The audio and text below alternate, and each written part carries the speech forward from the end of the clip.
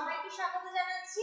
আমি মৌমিতা ম্যাম। আজকে আমি নিয়ে এসেছি প্রত্যেক দিনকার মতো একটা নতুন টপিক নিয়ে তোমাদের সাথে আলোচনা করতে, নতুন ইনফরমেশন যেটা হচ্ছে খুবই জরুরি বলা যেতে পারে, যেটা হচ্ছে পশ্চিমবঙ্গের বাজেট 2024 সাল। 2024 সালে আমরা জানি কিছুদিন আগেই কিন্তু সেন্ট্রালের তরফ থেকে কেন্দ্রীয় অর্থমন্ত্রী নির্মলা সীতারামনের উদ্যোগে এখানে কেন্দ্রীয় বাজেট পেশ করেছেন তিনি, ইউনিয়ন বাজেট পেশ করা হয়েছে। ঠিক সেইভাবেই কিন্তু অ্যাজ ইউজুয়াল রাজ্য সরকারের তরফ থেকে সেখানে রাজ্য বিধানসভায় রাজ্যের অর্থমন্ত্রী চন্দ্রিমা ভট্টাচার্য কিন্তু রাজ্য সরকারের তরফ থেকে এখানে বাজেট পেশ করা হয়েছে। সেখানে পশ্চিমবঙ্গ সরকারের যে বাজেট পেশ করা হয়েছে সেই বাজেটে কিন্তু প্রচুর প্রকল্প রয়েছে। সেই প্রকল্পের কি কি সুবিধা, সেই প্রকল্পের জন্য কোন শ্রেণীর মানুষ সুবিধা পাচ্ছে, সেই প্রকল্পের জন্য কত কোটি টাকা বরাদ্দ করা রয়েছে, এই বিষয়গুলো আজকে আমরা জানবো, তোমাদের সাথে শেয়ার করব। এগুলো কিন্তু জানা খুবই জরুরি, কেননা এইরকম প্রশ্ন রাজ্য সরকারের তরফ থেকে এইসব যে বাজেট রিলেটেড যে প্রশ্ন, এগুলো কিন্তু কম্পিটিটিভ এক্সামে দেবে।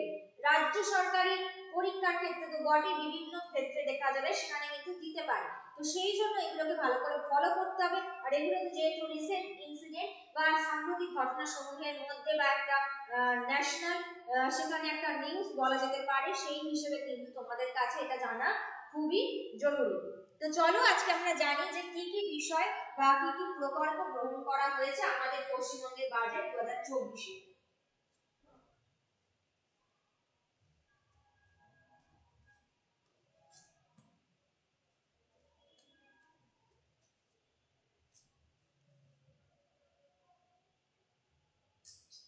আচ্ছা, প্রথমটা জানছি রাজ্য বিধানসভায় যেখানে বাজেট পেশ করেছেন কে? চন্দ্রিমা ভট্টাচার্য। আমি আগেই বললাম, তাহলে এখানে প্রশ্ন আসতে পারে রাজ্যের যে অর্থমন্ত্রী তার নাম কি? চন্দ্রিমা ভট্টাচার্য। বা রাজ্যের বাজেট পেশ করেছেন কে রাজ্য বিধানসভায়?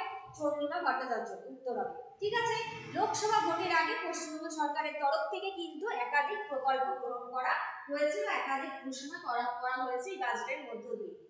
তার মধ্যে প্রথম প্রকল্পটা কাদের জন্য? চুক্তিভিত্তিক যারা গ্রুপ ডি আর গ্রুপ সি পদে কাজ করে, ঠিক আছে, সরকারি কর্মচারী হিসেবে যারা গ্রুপ ডি এবং গ্রুপ সি পদে কর্মরত বা নিয়োগ রয়েছে, তাদের জন্য একটা বিশেষ ধরনের সুবিধা রয়েছে বা পারিশ্রমিক যাদের দেওয়া হয় 3000, সেটা 3000 থেকে কিন্তু 3500 টাকা করা হয়েছে বাড়িয়ে। ঠিক আছে, তো এই রকম কর্মী যারা গ্রুপ সি বা গ্রুপ ডি পদে কর্মরত, তাদের যে মাসিক পারিশ্রমিক সেটা কিন্তু 3000 থেকে বেড়ে 3500 টাকা করা হয়েছে। তো এই রকম যারা গ্রুপ ডি বা গ্রুপ সি তে রয়েছে, এই রকম 40 জন কিন্তু এই 40,000 কর্মী কিন্তু এইভাবে উপকৃত হবে। 40,000 কর্মী কিন্তু এই ক্ষেত্রে উপকৃত হবে। আর এই গ্রুপ ডি বা গ্রুপ সি পদে যারা নিয়োগ রয়েছে, এই যে প্রকল্পটা এখানে গ্রহণ করা হয়েছে বা এই ব্যবস্থাটা করা হয়েছে, তার জন্য কত কোটি টাকা বরাদ্দ করা হয়েছে? টোটাল 288 কোটি টাকা কিন্তু এই পিছনে বরাদ্দ করা হয়েছে। আচ্ছা, পরবর্তী প্রশ্ন বা পরবর্তী যে প্রকল্পের জন্য গ্রহণ করা হয়েছে কি না, দক্ষিণ 24 পরগনায় যে মুড়িগঙ্গা নদী রয়েছে, সেই নদীর উপর কিন্তু 1200 কোটি টাকা ব্যয় করে সেখানে কিন্তু কি করা হচ্ছে? একটা সেতু নির্মাণ করা হচ্ছে, যেই সেতুটার নাম হচ্ছে গঙ্গাসাগর সেতু। তাহলে প্রশ্ন আসতে পারে তোমাদের এখানে কি না, দক্ষিণ 24 পরগনার মুড়িগঙ্গা নদীর তীরে কি সেতু নির্মাণ করা হয়েছে বা রাজ্য সরকারের অধীনে 1200 কোটি টাকা ব্যয় করে মুড়িগঙ্গা নদীর উপর কোন সেতু নির্মাণ করার প্রকল্প গ্রহণ করা হয়েছে? উত্তর হবে গঙ্গাসাগর সেতু নির্মাণের সিদ্ধান্ত নেওয়া হয়েছে। এই গঙ্গাসাগর সেতু নির্মাণের জন্য কত কোটি টাকা বরাদ্দ করা হয়েছে? দেখো, 200 কোটি টাকা কিন্তু বরাদ্দ করা হয়েছে। এবং এইটাও ঘোষণা করা হয়েছে আগামী 3 বছরে গঙ্গাসাগর সেতু নির্মাণ করা হবে বা শুরু হয়, গঙ্গাসাগর সেতু নির্মাণ করার পর্যায়ে শুরু হবে কিন্তু আগামী 3 বছরের মধ্যে। আচ্ছা, পরবর্তী প্রশ্ন কি বলছে? দেখো, পরবর্তী প্রশ্ন, যারা পরিযায়ী শ্রমিক বা যারা মাইগ্রেন্ট লেবার্স আছে, তাদের জন্য কিন্তু একটা প্রকল্প বা স্কিম গ্রহণ করেছে রাজ্য সরকারের তরফ থেকে। সেই স্কিমটা কি? কর্মসাথী প্রকল্প। কর্মসাথী পরিযায়ী শ্রমিক কর্মসাথী প্রকল্প সেখানে কিন্তু একটা পোর্টালে নথিভুক্ত করা হয়েছে। তাদের যারা কর্মসাথী প্রকল্পের অধীনে রয়েছে যেসব পরিযায়ী শ্রমিক, তাদের সাথে কার্ডের আওতায় আনা হয়েছে বা স্বাস্থ্যসাথী প্রকল্পের আওতায় আনা হয়েছে। যেখানে আমরা জানি যে স্বাস্থ্যসাথী প্রকল্প এমনই একটা প্রকল্প যেখানে বিনামূল্যে স্বাস্থ্য পরিষেবা প্রদান করা হয়ে থাকে, বিনামূল্যে ওষুধ প্রদান করা হয়ে থাকে। যারা কিনা আর্থিক সক্ষমতার বাইরে, এমন অনেক পরিবারই আছে যাদের আর্থিক সচ্ছলতা নেই, সেখানে একটা প্রাইভেট নার্সিং হোমে সেখানে দিতে যেরকম খরচা হয় সেই খরচা তো তারা পেরে ওঠে না। সেই জন্য কিন্তু তারা কি করে, এই স্বাস্থ্যসাথী কার্ডের আওতায় যারা রয়েছে তারা বিনামূল্যে কিন্তু সরকারি হাসপাতালে এরকম বিনামূল্যে তারা চিকিৎসা পাবে এবং তার সাথে বিনামূল্যে ওষুধপত্র সেটা তারা পেয়ে থাকবে। যথারীতি সেই স্বাস্থ্যসাথী প্রকল্পের আওতায় কিন্তু আনা রয়েছে এই কর্মসাথী প্রকল্পে যারা আওতাভুক্ত। এবার এই কর্মসাথী প্রকল্পের জন্য টোটাল কত কোটি টাকা বরাদ্দ করা হয়েছে? 150 কোটি টাকা কিন্তু এই কর্মসাথী প্রকল্পের জন্য, যাই পরিযায়ী শ্রমিকদের জন্য যে স্কিমটা লঞ্চ করেছে সেইখানে কিন্তু 150 কোটি টাকা বরাদ্দ করা হয়েছে। এবং এর ফলে উপকৃত হবে কত লক্ষ শ্রমিক? না, টোটাল 28 লক্ষ পরিযায়ী শ্রমিক কিন্তু এই কর্মসাথী প্রকল্পে উপকৃত হবে। কর্মসাথী প্রকল্পের জন্য উপকৃত হবে প্রায় 28 লক্ষ পরিযায়ী শ্রমিক। ঠিক আছে।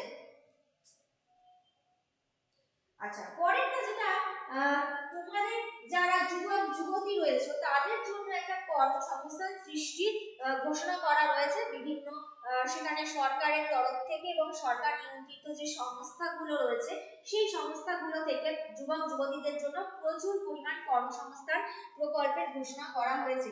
যেখানে খালি পদগুলো রয়েছে সেই খালি পদগুলোতে কিন্তু তার জন্য 5 লক্ষ প্রায় কর্মসংস্থান সৃষ্টি করা হবে। প্রায় কত লক্ষ? 5 লক্ষ যুবক যুবতীদের জন্য কিন্তু 5 লক্ষ কর্মসংস্থান পদ সেখানে ঘোষণা করা রয়েছে, কর্মসংস্থান সৃষ্টি করা হবে যেই পদগুলো খালি রয়েছে। এবং সরকার বিভিন্ন সরকারি সংস্থা বা বিভিন্ন সরকারের যে নিয়ন্ত্রিত সংস্থাগুলো রয়েছে সেই সংস্থাগুলোতে কর্মসংস্থান সৃষ্টি করা হবে বা এটা ঘোষণা করা হয়েছে। আচ্ছা, এইবারে পরেরটা যেটা সেটা হচ্ছে তাদের জন্য যারা মৎস্যজীবী রয়েছে। ঠিক আছে, এই মৎস্যজীবীদের জন্য কিন্তু একটা প্রকল্প বা একটা স্কিম গ্রহণ করা হয়েছে রাজ্য সরকারের তরফ থেকে। সেই প্রকল্পটার নাম কি? সমুদ্র সাথী। প্রত্যেক বছর এপ্রিল টু জুন মাসে কিন্তু বা মে মাসে, এই দুটো মাস এপ্রিল মে জুন এই তিনটে মাস কিন্তু মৎস্যজীবীরা সমুদ্রে যেতে পারে না বা সমুদ্রে যাওয়া তাদের নিষেধাজ্ঞা রয়েছে। তো সেই সময়টুকু তারা কিভাবে তাদের সংসার চালাবে, কিভাবে তাদের পরিবার চালাবে? তাদের তো আর্থিক সেরকম কিছু পারিশ্রমিক দেওয়া থাকবে না, তাই না? যদি তারা মৎস্য সাগরে যারা যদি সমুদ্রে যেতে নিষেধাজ্ঞাই হয় তাহলে সেক্ষেত্রে তারা কিভাবে তাদের সংসার চালাবে, পরিবার চালাবে? তো সেই কথা ভেবে রাজ্য সরকারের তরফ থেকে তারা যারা জেলা সরকারি খাতায় নথিভুক্ত রয়েছে সেই রকম মৎস্যজীবীরা সেই এপ্রিল মে জুন তিনটে মাসে কিন্তু তারা মাসিক 5,000 টাকা করে পারিশ্রমিক পাবে, যাতে তারা সংসারটা চালাতে পারে বা তাদের আর্থিক সচ্ছলতা পায়। মাসিক 5,000 টাকা করে পাবে। তাহলে গতকালের সমুদ্র সাথী প্রকল্পে রয়েছে যাদের এই এপ্রিল মে জুন তিনটে মাস যখন মৎস্যজীবীরা সমুদ্রে যেতে নিষেধাজ্ঞা জারি রয়েছে তাদের উপরে, তখন কিন্তু মাসিক 5,000 টাকা করে তারা পাবে। এবং এই খাতে কত কোটি টাকা বরাদ্দ করা হয়েছে? সমুদ্র সাথী প্রকল্পের জন্য প্রায় 200 কোটি টাকা কিন্তু বরাদ্দ করা হয়েছে আপাতত। এবং এই 2 মাস সমুদ্রে যেতে নিষেধাজ্ঞা থাকে তাই জন্যই কিন্তু মেন এই আর্থিক সাহায্য দেওয়া হবে রাজ্য সরকারের তরফ থেকে মৎস্যজীবীদের জন্য। ঠিক আছে, বুঝতে পারছো? তো বিভিন্ন পর্যায়ে কিন্তু বিভিন্ন ভাবে শ্রেণীদের কাছে বিভিন্ন শ্রেণীর মানুষের যাতে উপকৃত হয় সেই প্রচেষ্টা কিন্তু রাজ্য সরকারের তরফ থেকে করা হচ্ছে এবং সেরকম প্রকল্পই কিন্তু 2024 বাজেটে করা হয়েছে।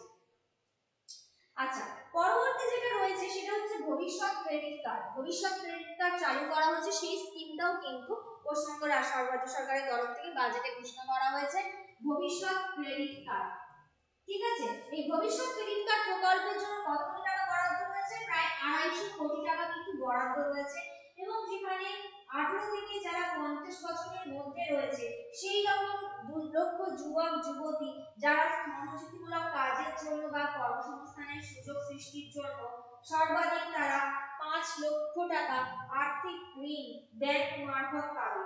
ঠিক আছে, যাদের বয়স 18 থেকে 50 এর মধ্যে সেই রকম যুবক যুবতী কত? প্রায় 2 লক্ষ যারা স্বনির্ভর কাজের সাথে যুক্ত বা যারা কর্মসংস্থানের সুযোগ সৃষ্টির জন্য তাদের জন্য কি করবে, তারা কিন্তু প্রায় ব্যাংক থেকে কত টাকা ঋণ পাবে না, ব্যাংক থেকে প্রায় কিন্তু 5 লক্ষ টাকা পর্যন্ত আর্থিক ঋণ পাবে এবং 4% সুদে। কত টাকা?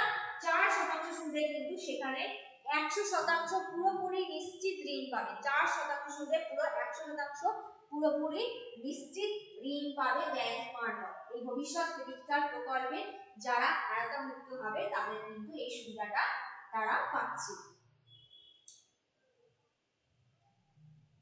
আচ্ছা, পরের যে প্রকল্প সেটা কি, যেটা আমরা জানি 100 দিনের কাজ বলা হয়েছে, সেই 100 দিনের কাজের প্রকল্পে পাল্টা রাজ্যের 50 দিনের কাজের প্রকল্প গড়ে তোলা হয়েছে। 100 দিনের পাশাপাশি রাজ্যে কিন্তু 50 দিনের কাজের একটা পাল্টা প্রকল্প তৈরি করা হয়েছে বা গ্রহণ করা হয়েছে, যেটার নাম হচ্ছে কর্মশ্রী প্রকল্প, যেটা কিন্তু মে মাস থেকে কার্যকর করা হবে। কোন মাস থেকে? মে মাস থেকে কর্মশ্রী প্রকল্পটা কার্যকর করা হবে। ক্লিয়ার?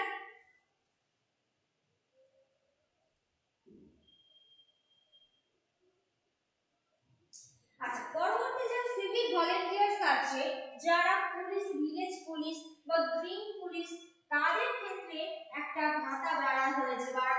সেই ভাতাটা বেড়ে হয়েছে কত? 1000 টাকা।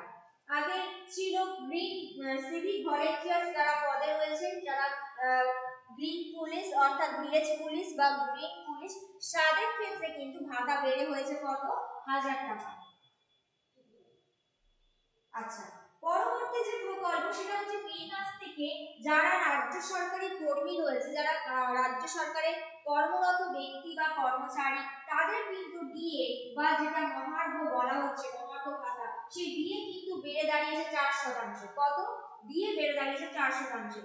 মুখ্যমন্ত্রী কিন্তু আগে আরো 4% বৃদ্ধির ঘোষণা করেছিলেন, তাই ইতিমধ্যে সেটা কার্যকর হয়েও ছিল। এইবারে কিন্তু রাজ্য সরকারি কর্মচারীদের ডিএ সেটা বেড়ে গেল কত? আগে বেড়েছিল 4%, সেইটা কার্যকর করা হয়েছিল, পুনরায় দিয়ে বাড়ানো হলো 4%, সেটা টোটাল হয়ে গেল 14% দাঁড়িয়েছে।